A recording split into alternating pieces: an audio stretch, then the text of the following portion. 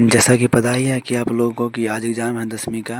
तो हम यही कहेंगे कि एग्ज़ाम से पहले इसको एक बार ज़रूर देख लीजिए, ताकि आपको सारा कंसेप्ट क्लियर रहे और इसी तरह से क्वेश्चन एग्ज़ाम में आते हैं, आप आसानी से बना सकते हैं। तो चलिए एक एक करके हम सारा क्वेश्चन को एक बार रिवाइज करवा देते हैं और इसी तरह से क्वेश्चन आएगा, वो समझिए सेम टू सेम इसी तरह से क्वेश्चन आएगा।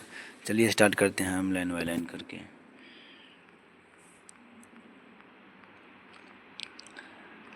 सबसे पहला क्वेश्चन है कि ईदगाह शीर्षक कहानी में तुम्हारे खिलौने मेरे चिमटे का बाल भी बांका नहीं कर सकते, यह कथन किसका है, किसने कहा था?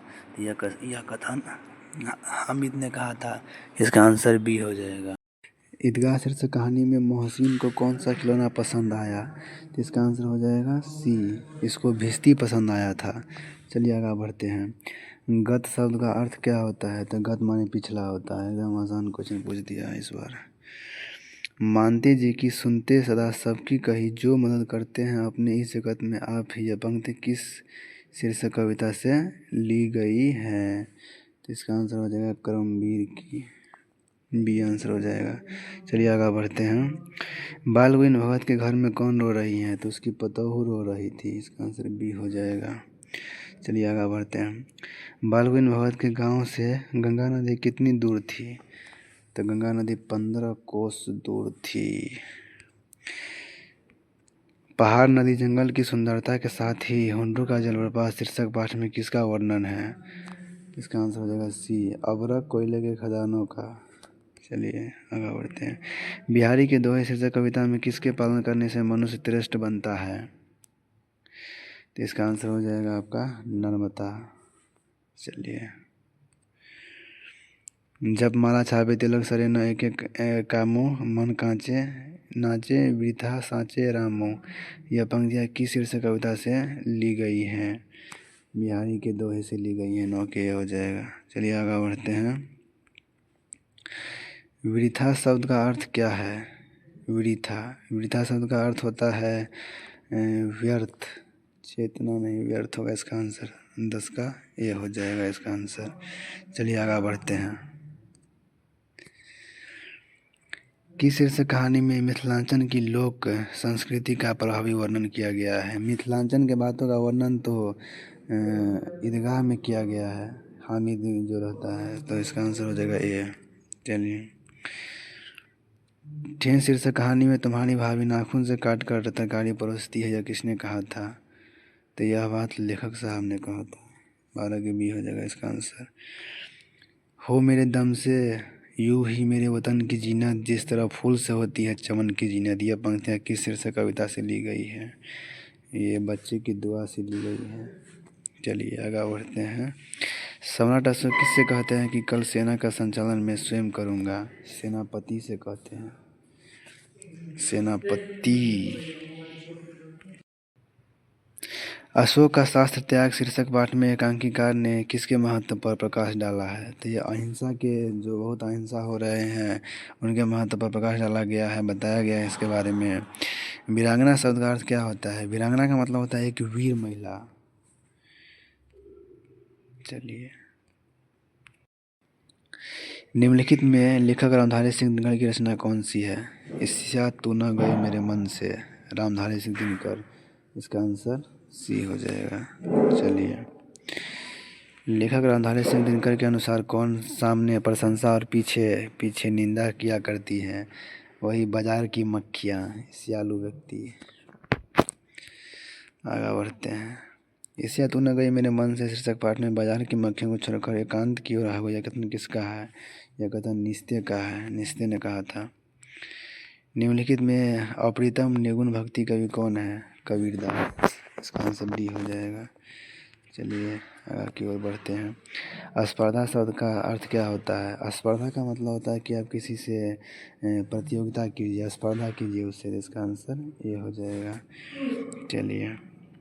मौका कहाँ धूले बंदे में तो तेरे पास में। इस पंक्ति में मौका शब्द का प्रयोग किसके लिए किया गया है? ईश्वर के लिए। अरित पाठ में कबीर अपने किस पद में ईश्वर या अल्लाह को कहीं बाहर ढूंढने की जगह अपने भीतर ही सत्कार की बात करते हैं? तो यह पद जो बताया गया था वो द्वितीय पद में बताया गया था कि आप बाहर नहीं ढूंढिए, आपके अंदर ही अल्लाह ईश्वर पाई जाती है। चलिए, पढ़ित बाल के अनुसार किस विश्वविद्यालय का अंतिम कैम्ब्रिज और ऑक्सफोर्ड विश्वविद्यालय में अधिक उन्नत और महत्वपूर्ण था? विक्रमशिला विश्वविद्यालय में। चलिए आगे बढ़ते हैं। विक्रमशिला विश्वविद्यालय में प्रथम आचार्य कुलपति कौन थे? प्रथम आचार्य कुलपति जो थे वो हरिभद्र साहब थे। तो हम थोड़ा सा कहीं वीडियो को फास्ट करते हैं ताकि पूरा कवर हो, चूँकि पूरा 100 ऑब्जेक्टिव हम कराएंगे, लेकिन आपको एग्ज़ाम में 85 बनाना रहता है, तो अपने हिसाब से आप देख लीजिएगा। दीदी की डायरी शीर्षक पाठ में 2 जनवरी 1997 को अपनी डायरी में किसने लिखा था कि आज सुबह शीला के घर आई है? तो यह बात जो है उस संजू ने लिखा था। चलिए आगे बढ़ते हैं। खरीदार मालिक से इस भैंस की तो एक आँख खरा है, फिर इस भैंस के 7,000 रुपये क्यों मांग रहे हैं? उतना नहीं पढ़ना है, दिमाग में उतना रखिए कि मालिक वाला बात किया गया है, मालिक वाला बात और खरीदारी के वाला बात, तो समझ जाइए कि यह चिकित्सा का चक्कर का ही लिए रहेगा। मालिक का बात क्या है इसमें? पीपल शीर्षक कविता में कौन सा पेड़ है जो युग युग के जंगल में निश्चल अडिग खड़ा है? निश्चल युग युग से तो वही पीपल का पेड़ इसका आंसर हो जाएगा। आचार्य शिवपूजन साय के अनुसार निराला किसको लिखते थे? तो निराला जो पर्यटकों को लिखते थे। चलिए, सूर्यकांत त्रिपाठी निराला असमर्थ तथा अपाहिज भिखारियों की दीन दशा के लिए किसकी तीव्र आलोचना किया करते थे? युवक और युवतियों का, रिश्तेदार की नातों का। जिसका आंसर जो हो जाएगा वो हो जाएगा शासन और समाज का, तो इसके हो जाएगा। चलिए आगे बढ़ते हैं। दीनबंधु निराला शीर्षक पाठ के अनुसार दरिद्र नारायण के विधिवत भोजन कहाँ कराया गया था? वेल्लूर मठ में। अर्चना शब्द का अर्थ क्या होता है? अर्चना का मतलब होता है कि आप किसी से अर्चना कर रहे हैं, यानी कि प्रार्थना कर रहे हैं किसी से। चलिए, कहाँ मर गया था? ये बर्तन क्या तेरे बाप धोएगा? यह क्षमा किसने कहा? किससे कहा? कसारा से। चलिए ये हो जाएगा इसका आंसर। क्षमा की उम्र क्या थी? क्षमा की उम्र लगभग 7 से 8 वर्ष थी। इसमें बहुत आदमी कन्फ्यूज करते हैं, ध्यान रखिएगा। लगभग 7 से 8 वर्ष होगा इसका आंसर। कहीं गलियों के बीच, कहीं नालों के बीच, कूड़े करकट के ढेरों के बीच, ये पंक्ति किससे कविता से ली गई है? खुशबू रचते हाथ से ली गई है ये कविता, अगरबत्ती वाला बात से। खस शब्द का अर्थ क्या है? खस का होता है कि मसूर, एक मसूर होता है, इसका याद रखिएगा दिमाग में बस सब। हौसले की उड़ान शीर्षक पाठ के अनुसार जैनब खानम को कराटे में क्या प्राप्त था? ब्लू बेल्ट प्राप्त था। ये क्वेश्चन बहुत बार पूछे जाते हैं शायद लगभग। मुंगेर जिला निवासिनी कदम स्कूल के बाल संसद की हौसले की उड़ान शीर्षक पाठ के आधार पर उत्तर दे। कोषागार अध्यक्ष इसका आंसर हो जाएगा। आर्थिक तंगी से निजात पाने के लिए कर्पूरी ठाकुर कौन सा नौकरी स्वीकार किया था? इसका आंसर शायद वकील या सिपाही से कुछ था, इतना याद नहीं है। चलिए आगे बढ़ते हैं, कोई दिक्कत नहीं है। कर्पूरी ठाकुर बिहार विधानसभा के सदस्य कब से कब तक रहे थे? तो ये उसका आंसर हो जाएगा 1950 से 1987 के बीच में वो रहे थे। कर्पूरी ठाकुर ने IAS में अध्ययन करने के लिए किस कॉलेज में नाम लिखवाया था? तो वह जो नाम लिखाए थे उस कॉलेज का नाम था कुंवर सिंह कॉलेज, उसे मतलब IAS के लिए। 1970 ईस्वी में बिहार के मुख्यमंत्री कौन थे? यही कर्पूरी ठाकुर जी ही थे बिहार के मुख्यमंत्री, ये भी याद रखिएगा, बहुत अच्छा क्वेश्चन है ये। मुमकिन शब्द का अर्थ क्या होता है? मुमकिन नहीं कहता, ये काम तो हमसे मुमकिन है, यानी ये काम को संभव है हमसे, हम कर सकते हैं, तो इसका आंसर B हो जाएगा।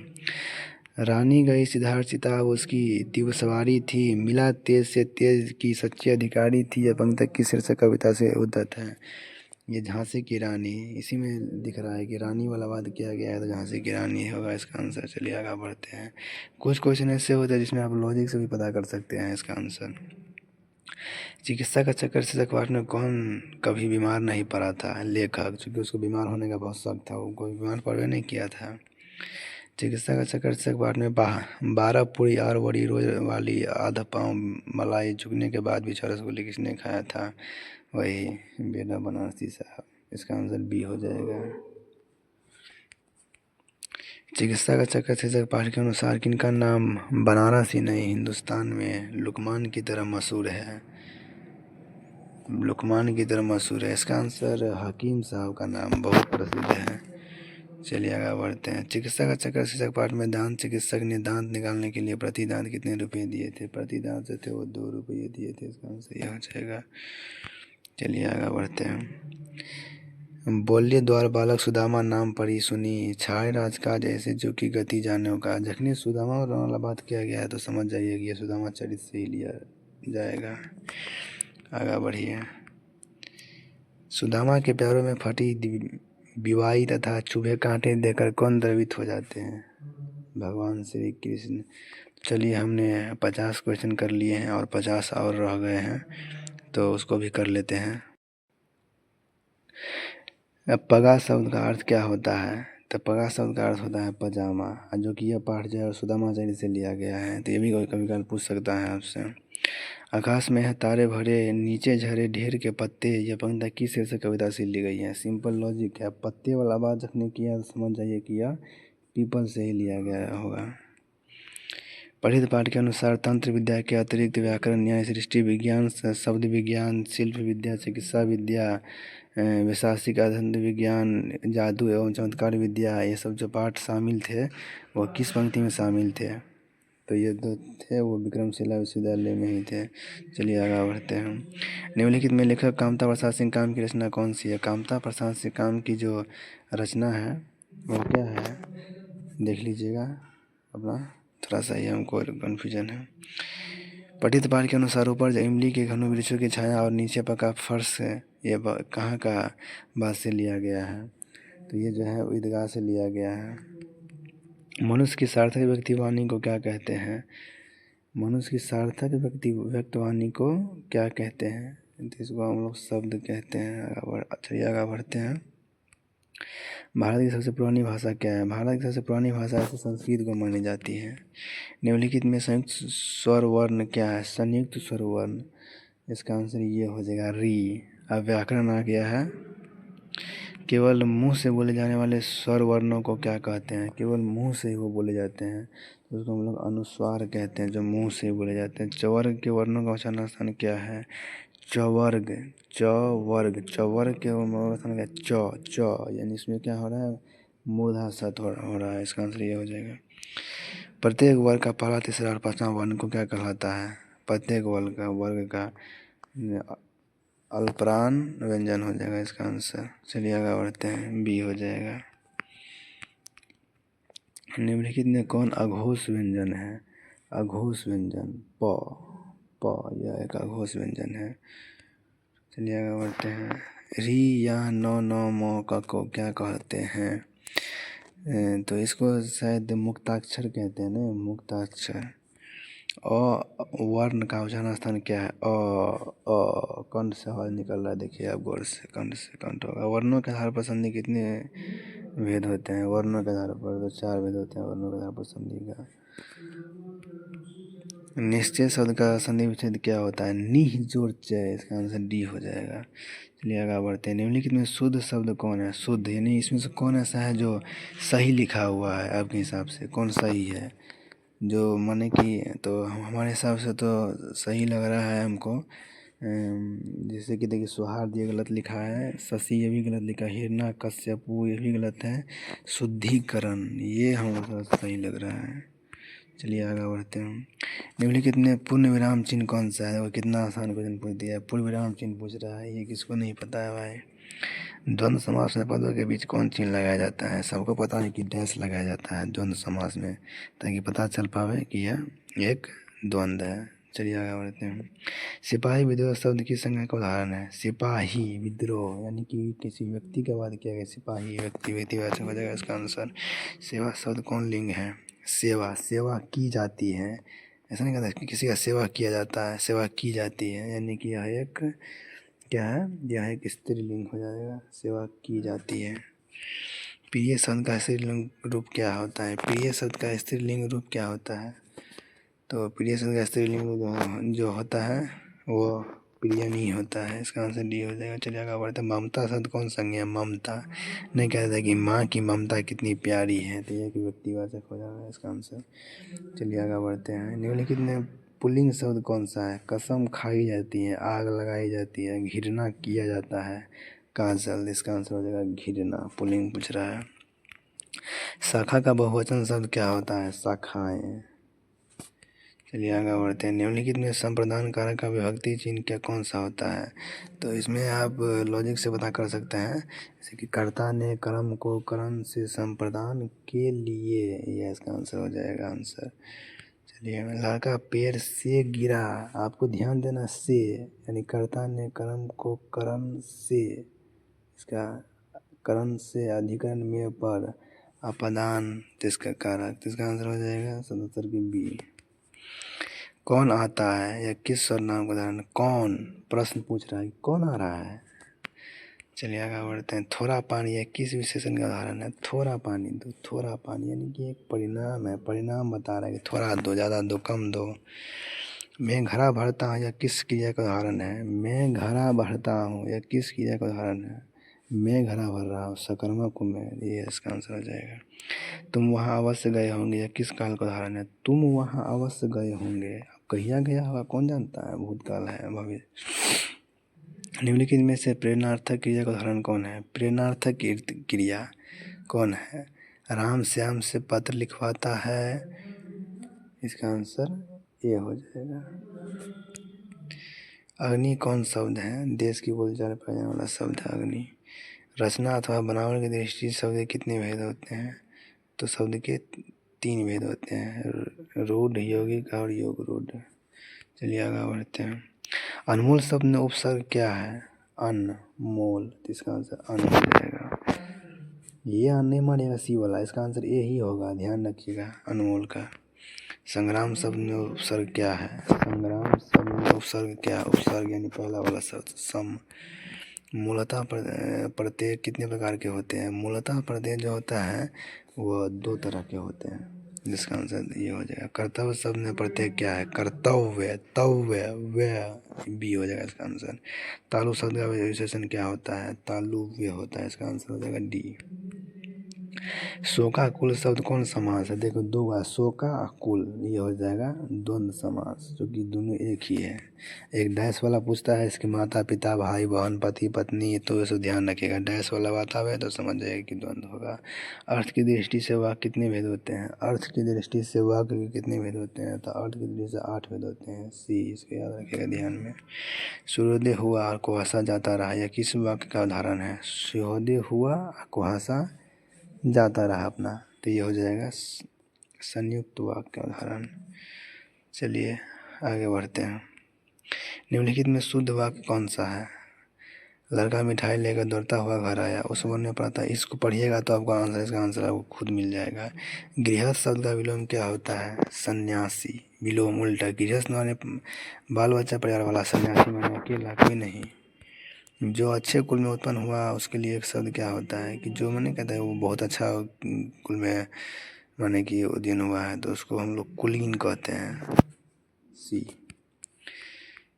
अंगूठा दिखाना मुहावरे का अर्थ क्या होता है? जैसे नहीं, किसी को कोई अंगूठा दिखाने लगता है, इसका मतलब क्या है?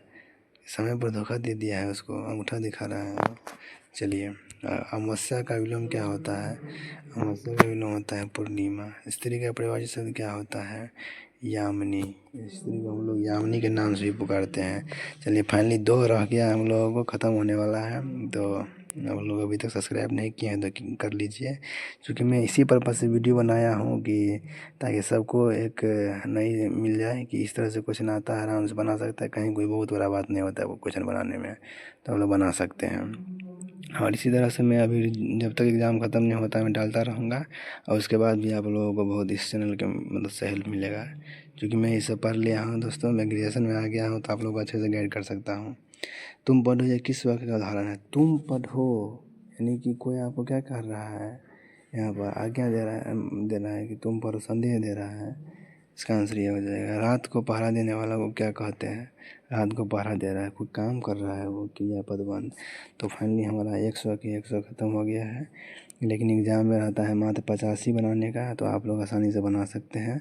आशा करता हूँ ये वीडियो आपको अच्छा लगा होगा, थोड़ा सा भी अच्छा लगा, कुछ सीख मिला तो बताइए वो क्या करना है। चलिए धन्यवाद, जय हिंद, वंदे मातरम।